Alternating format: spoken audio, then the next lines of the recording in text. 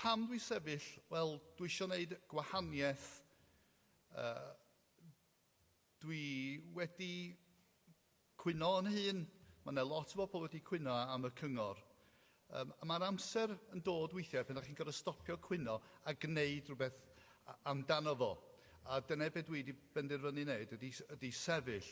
Da ni wedi clywed am y wasg a'r cyfryngau yn parddio enw Môn, y cyngor a'r Ynys.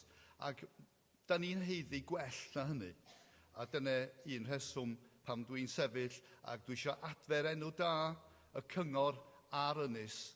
A hefyd cynrychioli y bobl yn y pethau pwysig iddyn nhw.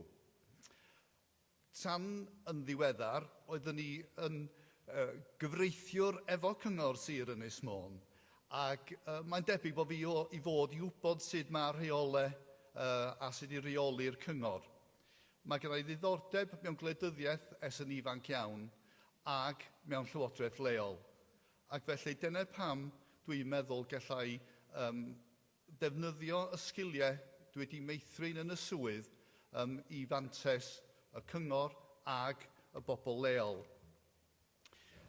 Tra oeddwn ni yn gweithio fel swyddog yn y cyngor, oeddwn ni'n ymwybodol iawn o trafferthion a phroblemau oedd yn codi o diffyg disgyblaeth rei cynghorwyr annibynnol.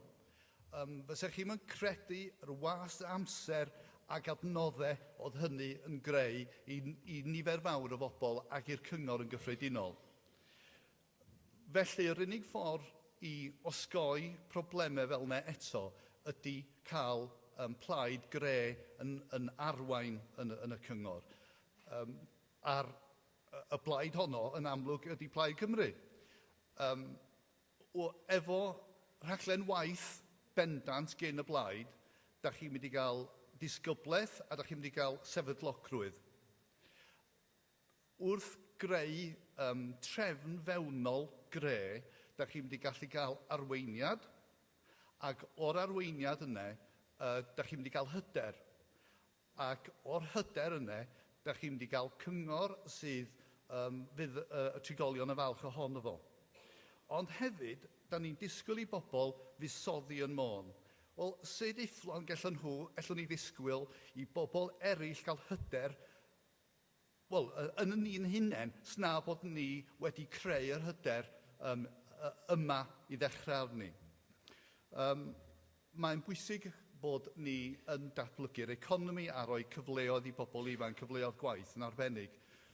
Dwi wedi bod yn byw ar yr Ynys ers bron iawn i 20 mlynedd, a dwi wedi cyfrannu at wahanol fudiadau, croesdoriad o fudiadau a chymdeithasau.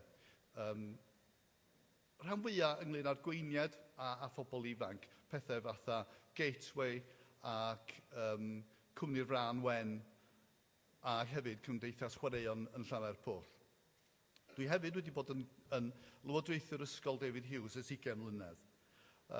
Dwi'n gobeithio bod fi'n yn berson gonest a theg, a da ni yn heiddi gwell yn Môn.